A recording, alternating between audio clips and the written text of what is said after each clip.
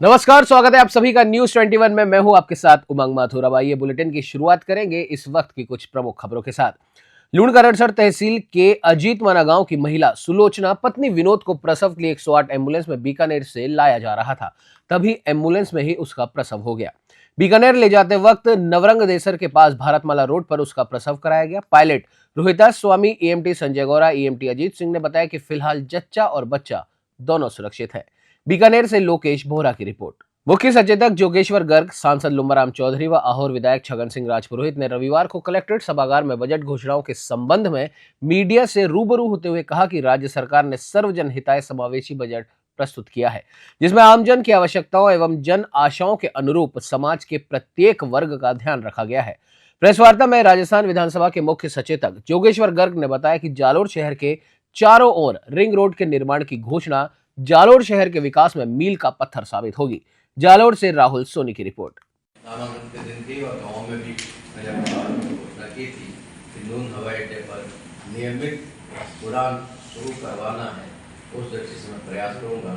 तो धन्यवाद मुख्यमंत्री जी का, उन्होंने मेरी बात को सुना और इस बजट में नून हवाई अड्डे को नियमित उड़ान उतर सके इस लायक बनाने के लिए 9 करोड़ रुपए की घोषणा की है और विभिन्न कार्य उसमें होंगे। उस हवाई पट्टी को थोड़ा लंबा चौड़ा भी करेंगे, उसको मजबूत भी करेंगे और वहाँ ऑफिस भी जब रेगुलर फ्लाइट आएगी तो ऑफिस भी कुछ खुलेंगे, कुछ और सुविधाएं भी होती है। यात्री आएंगे जाएंगे तो उनके उठने बैठने के लिए व्यवस्था भी होती है, वो सारा कुछ करेंगे हम। तो इस साल में 9 करोड़ रुपये उसके लिए मिले हैं और उसके बाद और जरूरत पड़ेगी तो और भी मिलेगा, लेकिन नियमित उड़ान जालोर जिले को मिल जाए, वो व्यवस्था, वो सपना पूरा करने की दृष्टि से हमारे सपने को पूरा करने के लिए मुख्यमंत्री जी ने इस बार ध्यान दिया है, सहयोग किया है। डीडवाना जन स्वास्थ्य अभियांत्रिकी एवं भूजल तथा जिला प्रभारी मंत्री कन्हैयालाल चौधरी ने रविवार को बजट वर्ष 2025-26 की घोषणाओं के क्रियान्वयन के संबंध में नगर परिषद कुचामन के सभागार में जिला स्तरीय अधिकारियों की समीक्षा बैठक को लेकर आवश्यक दिशा निर्देश दिए। जिला स्तरीय अधिकारियों की बैठक में जिला प्रभारी मंत्री चौधरी ने विभिन्न विभागों की बजट घोषणाओं को लेकर संबंधित विभागीय अधिकारियों से कार्य प्रगति की जानकारी प्राप्त कर कहा कि बजट 2025-26 की सभी घोषणाओं की त्वरित एवं समयबद्ध रूप से क्रियान्वयन सुनिश्चित की जाए व सभी योजनाओं और परियोजनाओं का प्रभावी क्रियान्वयन हो। डिडवाना से मोहम्मद साकिर की रिपोर्ट। से बात करें तो मुख्य 4 या 5 बिंदु ऐसे कौन से हैं जो आपको लगता है कि सबसे बेहतर घोषणाएं वही हुई है पूरे प्रदेश के लिए? जिस तरह से पिछले पहला बजट के बाद में जो दूसरा बजट आज हमारे यशस्वी मुख्यमंत्री बनवारीलाल जी ने 19 तारीख को जारी किया, उसमें हमारा मकसद है कि राजस्थान आने वाले 2047 तक पूरे भारत में नंबर 1 स्टेट कैसे बने।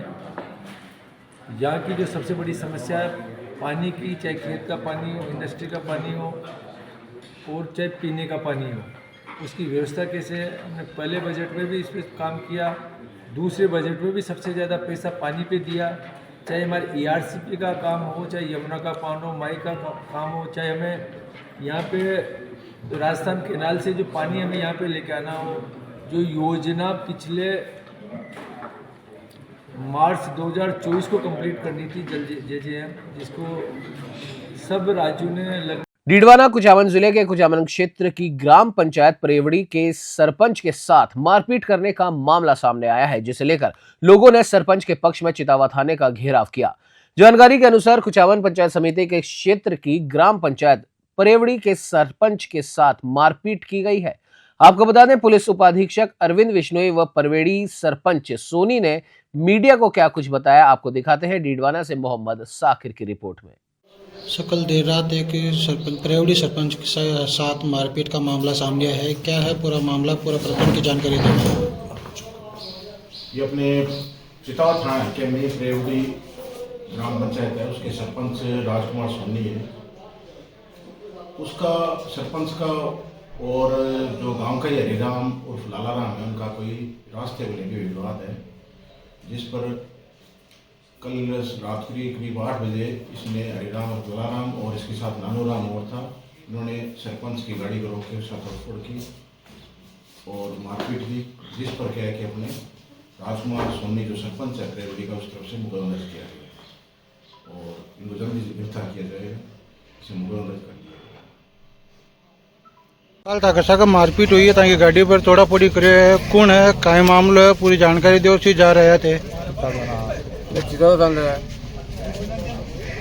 हमारी गाड़ी पे हम लोग रहे एक तो लाला राम उर्फ हरिराम, एक नानू राम पुत्र रामू राम, 3-4 जना हाँ घर में जाना को नहीं, एक के दुकान में कुट गया है और में जाना को नहीं, 12 का आदमी है। बात में हम लोग तो 8 महीना से शादी रे, 8 महीना से शादी रे, 8 महीना से पहले वो गेला को मामलो तो प्रशासन ले यार गेलो खुला दियो, बाद में स्वीकृति कार्ड भी ब्लॉक कर दिया, ब्लॉक कर तोड़ लेगा इतना चोरी की रिपोर्ट दे दी है, रास्ता की रिपोर्ट दे दी है, और बाद में भी सीसी गेट दी, दूसरे दिन उठा लेगा सीसी गेट दी भी। अब क्या मांग है ताकि रात में तो मैं पंचायत में गया, मैं गए ना एक कैंप तो ले रहा छू, फिर एक कैंप अगन से आर बचेट दी शुक्ला शीशा फोड़ दिया गाड़ी का शीशा फोड़ दिया, पाइप बड़ी वाली टूटी वाली पाइपा हुआ मैंने पाइपा गिर दी, शीशा पहले तो शीशा फोड़ा फिर मांगा घुस दिया। मैं 3 दिन आ गाड़ी में, ठीक है 3 दिन आ गाड़ी में। खबर निवाई से है, जहां मानसरोवर स्थित गुलाबगढ़ रिजॉर्ट में 23 फरवरी रविवार 2025 को कम्युनिटी कनेक्ट मीट 3 कार्यक्रम का आयोजन हुआ। कार्यक्रम का शुभारंभ समाज की बेटियों ने भारत रत्न डॉक्टर भीमराव अंबेडकर एवं संत श्री दुर्बलनाथ जी महाराज के दीप प्रज्वलित एवं माल्यार्पण कर किया। श्री 1008 राष्ट्रीय संत दुर्बलनाथ जी आश्रम बांदीकुई के गद्दी संत श्री मंगलनाथ जी महाराज एवं अतिथियों ने एप्लीकेशन और वेबसाइट का लोकार्पण किया। अध्यापक अशोक सोयल ने बताया कि कम्युनिटी कनेक्ट मीट 3 कार्यक्रम में सांस्कृतिक कार्यक्रम, विचार विमर्श और सामाजिक गतिविधियों का भी आयोजन हुआ एवं सामाजिक उत्थान एवं सहयोग हेतु सामूहिक शपथ दिलाई गई। कार्यक्रम में विधायक प्रत्याशी महेंद्र राजौरिया, महाराष्ट्र के कांग्रेस प्रभारी व पूर्व जिला प्रमुख Mahendra Sakla, IAS Urmila Rajauriya, additional SP Sawarmal Nagora सहित उद्योगपति कैलाश सांखला और समाज के कई गणमान्य नागरिक मौजूद रहे। कार्यक्रम में आए हुए सभी समाज के लोगों द्वारा कार्यक्रम की सराहना की और आयोजनकर्ताओं का धन्यवाद व आभार व्यक्त किया गया। टॉक से ब्रजेश पडिदवाल की रिपोर्ट। खबर उनियारा से है, जहां कवरेज कर रहे पत्रकार का मोबाइल फोन छीनने का प्रयास, बदसलूकी व धमकाने का एक मामला सामने आया है। आपको बता दें, विवादित कृषि भूमि पर परिवादी द्वारा SDM न्यायालय में दिनांक 13 सितंबर 2019 से लगातार रिसीवरी होने के बावजूद भी भूमाफिया चोरी छुपे छुट्टियों के दिनों में अवैध निर्माण कर रहे थे। कवरेज करने के दौरान हमला करने की नियत से बंसल पेट्रोल पंप के पास पुलिया कटआउट पर पत्रकार के साथ ये वारदात घटित हुई।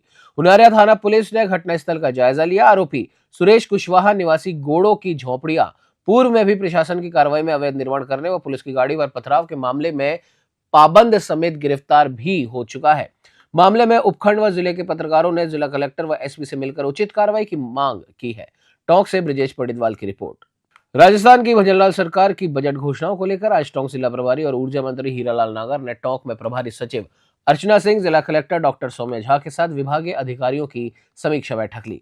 बैठक में सभी विभागों के अधिकारी मौजूद रहे, लेकिन जिला परिवहन अधिकारी संपत राम वर्मा के बिना सूचना के अनुपस्थित रहने पर मंत्री हीरालाल नागर थोड़े नाराज दिखे और उन्होंने जिला कलेक्टर डॉक्टर सौम्य झा को परिवहन अधिकारी को चार्जशीट जारी करने के भी निर्देश दिए।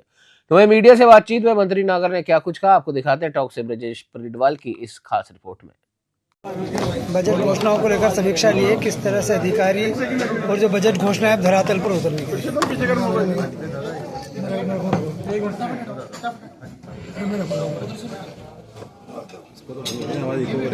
हमारे यशस्वी मुख्यमंत्री भजनलाल जी के नेतृत्व में पहला बजट आया और ये दूसरा बजट है।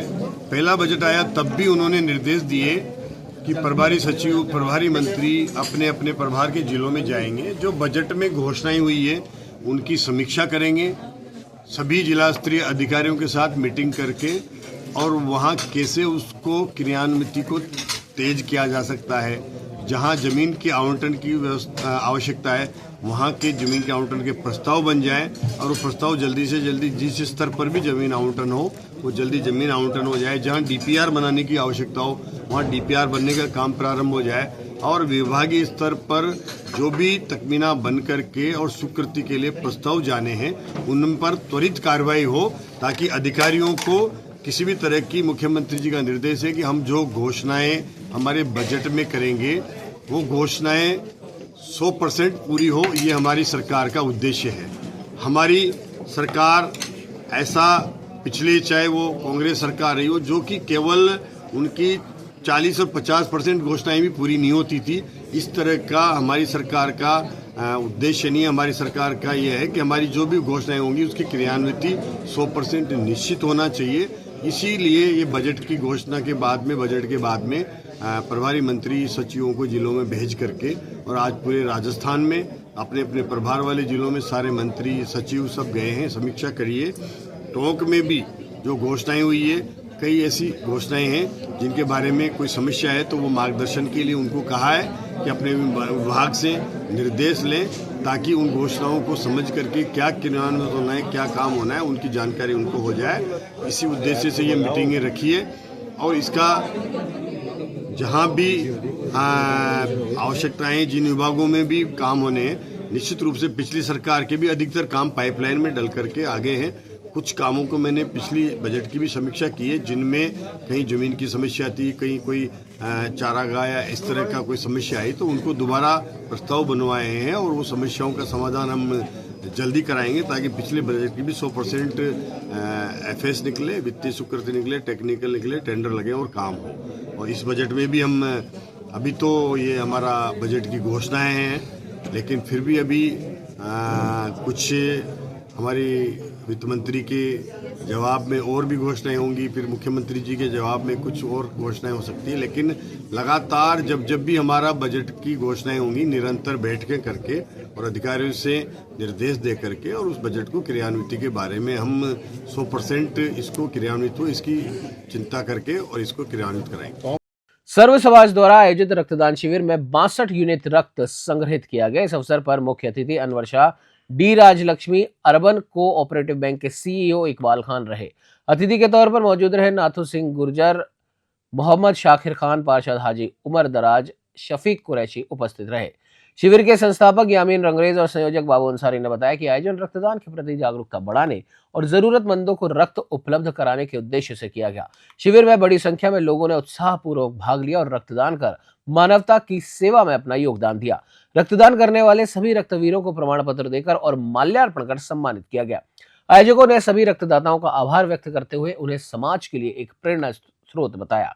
शिविर में मौजूद डॉक्टरों और समाज सेवियों ने रक्तदान के स्वास्थ्य लाभों और इसकी जरूरत पर जोर दिया। Bureau report, Jaipur. पाली जिला रोलर स्केटिंग संघ के टेक्निकल हेड पूरन शर्मा ने बताया कि आयुष्मान प्रतिभा सम्मान समारोह आयोजनकर्ता अजय शर्मा, मुख्य सचिव जिला रोलर स्केटिंग संघ व स्वागतकर्ता कुलदीप पवार, प्रीति बालवंशी, महिला सुरक्षा सहयोगी समिति के सानिध्य में आयोजित किया गया। कार्यक्रम में सरस्वती दीप प्रज्वलित कर सभी अतिथियों द्वारा राहुल राजपुरोहित, जिला शिक्षा अधिकारी माध्यमिक, महेंद्र सिंह राजपुरोहित, प्रधानाचार्य बांगड़ महाविद्यालय, हिंगलाज दान, चारण यातायात प्रभारी आनंद कवाड़, अध्यक्ष जिला रोलर स्केटिंग संघ सहित कई गणमान्य लोग मौजूद रहे। पाली से ललित तिवारी की रिपोर्ट। 120वें विश्व रोटरी दिवस के अवसर पर रोटरी क्लब दौसा के तत्वावधान में रक्तदान शिविर का आयोजन स्वर्गीय ललता प्रसाद शाहरा की स्मृति में आदिनाथ जैन मंदिर में किया गया। शिविर का शुभारंभ अतिरिक्त जिला कलेक्टर रामस्वरूप चौहान ने दीप प्रज्वलन व फीता काटकर किया। उन्होंने कहा कि रक्तदान मानवता की सेवा में सबसे बड़ा दान और एक महान कदम है। रक्तदान जीवन दान है। हमारे द्वारा किया गया रक्तदान कई जिंदगियों को बचाता है। शिविर में कुल 72 रजिस्ट्रेशन हुए, जिसमें 65 रक्तदाताओं ने रक्तदान किया। डॉक्टर केसी शर्मा ने 35वीं और नवल खंडेलवाल ने 21वीं बार रक्तदान किया। दौसा से गुमान मीणा की रिपोर्ट। अजमेर के लाटपुरा गांव में छपूड़ बालाजी धाम में 11वां मूर्ति प्राण प्रतिष्ठा स्थापना दिवस का आयोजन किया गया। संत प्रतापदास महाराज की इच्छा पूर्ण होने पर करवाया गया था। इच्छापूर्ण मंदिर का निर्माण, इस मौके पर साधु महात्मा द्वारा भजन संध्या का आयोजन भी किया गया। आपको बता दें, महासभा के प्रदेश अध्यक्ष पप्पू सिंह रावत, सर्किल अध्यक्ष मोहन सिंह रावत लाटपुरा द्वारा कार्यक्रम की व्यवस्था की गई। इच्छापूर्ण बालाजी धाम के मूर्ति प्राण प्रतिष्ठा के 11 वर्ष पूर्ण होने पर भजन संध्या का आयोजन किया गया। प्रदेश भर से साधु संतों का आगमन हुआ। इस कार्यक्रम में सैकड़ों भक्तों ने भजनों का भी आनंद लिया। बालाजी महाराज के भजनों पर मंत्रमुग्ध हुए भक्त जमकर थिरके। रविवार को सभी भक्तों ने प्रसाद भी ग्रहण करा। अजमेर से सीताराम गहलोत की रिपोर्ट। आज बालाजी महाराज की अपनी मूर्ति स्थापना 11वां दिवस था और 11 साल आज कंप्लीट हो चुके मूर्ति स्थापना को। और आज इसी साल की बातें अपन में भजन जो भी बाहर जितने संत महात्मा हमारे और प्रसादी का प्रोग्राम हुआ और आज पूरे दिन भर सत्संग का प्रोग्राम चला और सभी ने बड़े इच्छाओं से और बड़े शानदार प्रोग्राम रहा भजन का।